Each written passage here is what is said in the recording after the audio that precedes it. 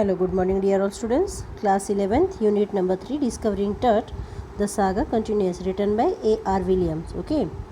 He was just a teenager when he died. वो किशोर था जब वो मरा. The last heir of a powerful family that had ruled Egypt and its empire of century. He was laid to rest, laden with the gold and eventually forgotten. उसके वंश का, उसके परिवार का वो अंतिम उत्तराधिकारी था जो सदियों तक मिस्र पर साम्राज्य पर राज करते थे, और वह सोने से लदा हुआ और शांति में लिपटा हुआ था, पर अंत में वो भुला दिया गया. Since the discovery of his tomb in 1922, the modern world has speculated about what happened to him, with the murder being the most extreme possibility.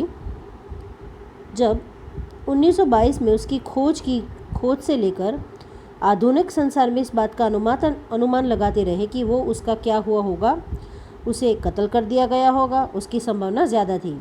अब now living his Tom for the first time in almost 80 years, Tut has undergone a CT scan that offers a new clue about his life and death and provides a precise data of an accurate forensic reconstruction of the boy sparrow. अब अपनी कब्र को छोड़ते हुए तूत CT scan से गुजर चुका है, जो उसके जीवन और मृत्यु के बारे में कई संकेतों को देता है, और वो किशोर फरो वो एक सही वैज्ञानिक पूर्ण निर्माण के लिए सही आंकड़े उपलब्ध करवाता है. An angry wind stirred up ghostly due to the devils as a King Tut was taken from his resting place in the ancient Egypt cemetery known as the Valley of the Kings. एक गुस्साई हुई हवा ने धूल को राक्षस को झंझोर कर दिया हो, मतलब कि धूल की डमरियाँ बहुत उड़ने लगी थी, जब राजा तूत को उसकी राजाओं की घाटी के नामक प्राचीन कब्रिस्तान से उसकी आराम करने की जगह से बाहर निकाला जा रहा था. Dark bellied cloud had succeeded across the desert sky all the day and now were wailing to stars in the cascade grey.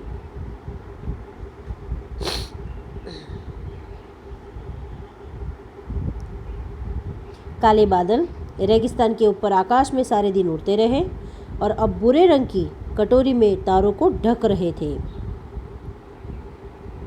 On 5th January, it was 6 p.m. on the 5th January 2005, the world's most famous mummy gilded head first into a CT scanner brought here to probe the lingering medical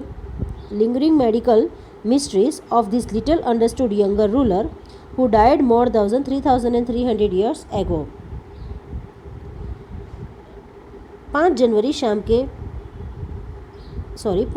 2005 को शाम के 6 बजे थे. संसार के सबसे पुराने mummy sir के बल उसे सिटी स्कैन के अंदर अंदर गए, जो यहाँ इस जवान राजा जो 3,300 वर्ष पहले मर गया था, उसकी लंबे समय की चले आ रही चिकित्सक रहस्यों को तहकीकात करने के लिए लाई गई थी. All afternoon, the usual line of tourists from around the world had descended into the cramped, rock-cut tomb some 26 feet underground to pay their respect. पूरी दोपहर जो पूरे संसार से आए हुए जितने भी पर्यटक थे, वो सारे भीड़ सिकड़े हुए पत्थर की तरह से बनाए हुए मकबरे पर, जो 26 फीट गहरा था, अपनी श्रद्धा व्यक्त करने के लिए जमा हो गए थे. They gazed at the murals on the walls of the burial chamber and peered at the Tut's gilded face, the most striking feature of this mummy-shaped outer coffin lid. जितने भी पर्यटक थे, वे पर्यटक दीवार के ऊपर बने हुए जो चित्र थे, दफनगाह मतलब जो जहाँ पे दफन हुआ था, उस दीवार पे बने हुए तस्वीरों को देखते थे, और तूत के सोने से चढ़े हुए चेहरे को सब जागते थे, जो उसके ताबूत का ढक्कन पर बना हुआ था, जो उसकी मम्मी का सबसे आकर्षित करने वाला हिस्सा था, जो पर्यटक को लुभाता था. Some visitors read From guidelines in a whisper, others stood silently, perhaps pondering Turt's untimely death in his late teens, or wondering with the shiver in the Poirot's curse, death or misfortune falling upon those who disturbed him was really true. कुछ पर्यटक थे वो धीमी धीमी आवाज़ में अपने guideline book में से पढ़ते थे, बाकी थे वो चुप खड़े थे। शायद उसमें से कई लोग ऐसे मानते थे कि फ़ैरो की जो मम्मी को जगाया है वो सोचते थे और भय के साथ वो खड़े भी थे। उसने ये माना था कि अगर फ़ैरो को हमने हिलाया है, मतलब जो मम्मी को हमने बाहर निकाला है, तो वो शाप देगा और वो लोग उस मौत से, वो अपनी बदकिस्मत से, मतलब कि उनको अगर शाप मिलता है तो उस डर से वो परेशान थी। और शायद में वो सच भी था कि फ़ैरो को अगर निकालते हो तो वो आपको श्राप देता है। The mummy is in very bad condition because of what Carter did in the 1920s, said Zahi, Secretary General of Egypt's Supreme Council of Antiquities, as he leaned over the body for a long first look.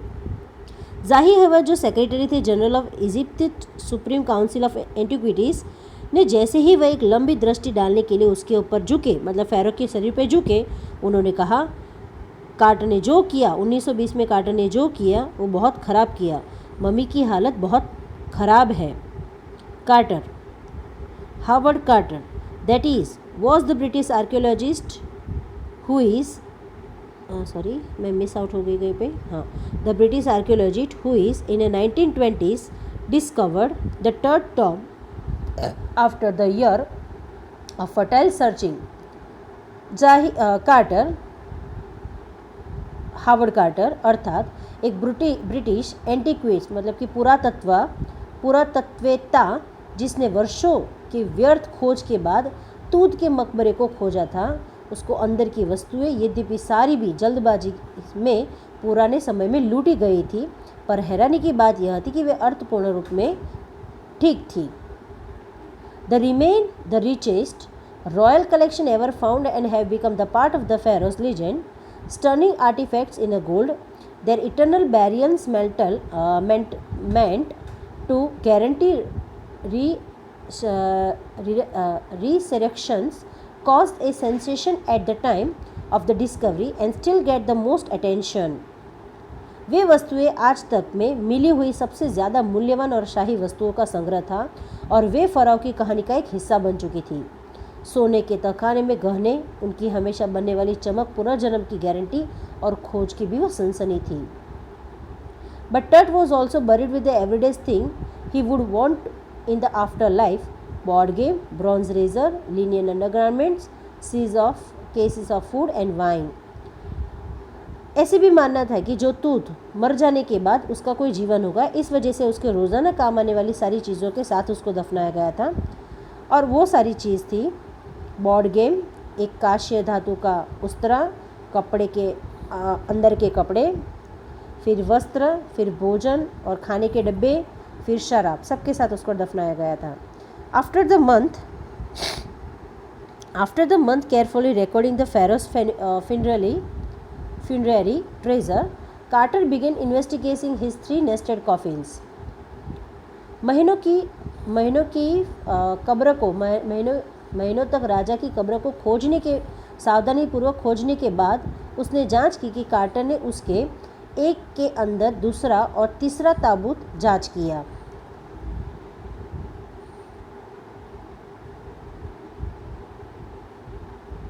Carter began investigating his 3 nested coffins. Opening the first, he found a shroud adorned with the garlands of willow and olive leaves, while ceremony, lotus petals and cornflowers, the faded evidence of burial in a March and April. जब उसने पहला ताबूत खोलते हुए उन्होंने एक कफन पाया जो सरई और जैतून के पत्तों की माला, जंगली सेलेरी, कमल की पंखुड़ियाँ और कॉर्नफ्लोर से सजा हुआ था। ये सब इस बात का सबूत देते कि वो जो शव था वो मार्च और अप्रैल महीने में दफनाया गया था। When he finally reached the mummy, though he ran into trouble.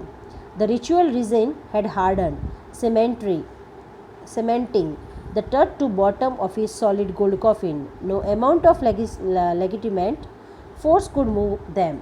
Carter wrote later what was to be done. इतना सब ढूंढ लेने के बाद भी अब मम्मी तक पहुंचना तो परेशानी बढ़ गई थी। पारंपरिक गोंद सूख चुका था। पारंपरिक जो गोंद था वो पूरा ही सूख चुका था, जिसने तूत को ठोस सोने के ताबूत की तली के साथ सख्ती से जकड़ रखा था। अब किसी भी मात्रा में लगाया हुआ उचित बल उनको अलग नहीं कर सकता था। कार्टर ने बाद में लिखा, अब क्या किया जाए? The sun can beat down like a hammer this far south in Egypt and Carter tried to use it to loosen the region. इस दूरस्थ दक्षिण मिस्र को सूर्य हथौड़ी की तरह पीट सकता था और कार्टर ने इसका प्रयोग गोंद को थोड़ा ढीला करने के लिए किया। For several hours, he set the mummy outside in the blazing sunshine that heated it into 940 degree Fahrenheit. कुछ घंटों के लिए मम्मी को बाहर जलती हुई धूप में रखा, उसको 149 डिग्री फ़ारेनहाइट तक गर्म कर दिया। Nothing bulged, कुछ नहीं हिला। He reported with the scientific detachment that the consolidated material had to be chiseled away from the beneath the limbs and the trunk before it was possible to raise the king's remain. उसके वैज्ञानिक भावुकता रहित दृष्टिकोण के साथ उन्होंने कहा, विवरण करके समझाया, सख्त पड़ चुके जो पदार्थ थे, इससे पहले कि राजा के अवशों को उठाना संभव होता, अंगों के नीचे से छेनी से छिलकर हटाना पड़ा। In his defense, Carter really had it little choice. If he hadn't cut the mummies free, Thais most certainly would have circumvented the guard and ripped it apart and removed the gold. अपने बचाव में quarter के पास वास्तव में कोई विकल्प न था।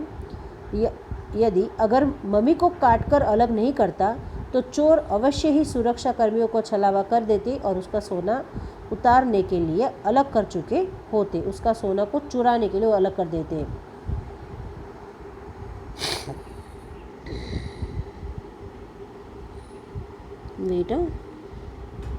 कहाँ पे थे? हाँ, in Tut's time the royal were fabulously wealthy and they thought or hoped they could even take care their riches with them. उस समय में जो राजा थे वो बहुत ज़्यादा ही अमीर हुआ करते थे और वो सोचते थे कि उनकी अमीरी उनके साथ जाएगी, मरने के बाद भी उनकी जो अमीरी है वो उनके साथ ही रहेंगे। For his journey to be great beyond, King Tut was lavished with the glittery golds, precious collar, inlaid necklace, bracelet, rings, amulets, ceremonial apron, sandals, sheaths for his finger, toes, and the now iconic inner coffin and mask, all of pure gold. देखिए उसकी महानियत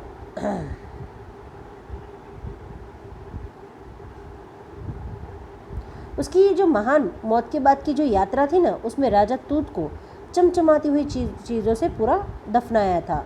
मूल्यवान गले का पट्टा, designer हार और कड़ा, अंगूठियाँ, ताबीज़, पारंपरिक अंगोछा, सैंडल, उसकी अंगुलियों के लिए मियान और अब मूर्ति के रूपक आंतरिक ताबूत और मुखौटा सभी शुद्ध सोने के थे।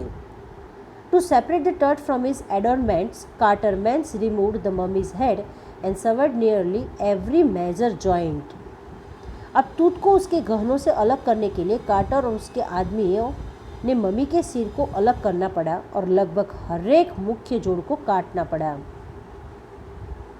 Once they had finished their resemblance, the remains on a layer of sand in a wooden box with the padding that concealed the damaged and bad where the tut was now rest. जब एक बार उन्होंने यह सब खत्म कर दिया, उन्होंने अवशेषों को एक लकड़ी के बॉक्स में रेत की परत पर दोबारा गद्दियों के साथ जोड़ा, जिससे जो नुकसान हुआ था वह डूब गया। और यही सेज से जहाँ तूत अब आराम करता है, यही बॉक्स है। सेज मतलब यहाँ वो बॉक्स है जहाँ आप तूत आराम करते हैं।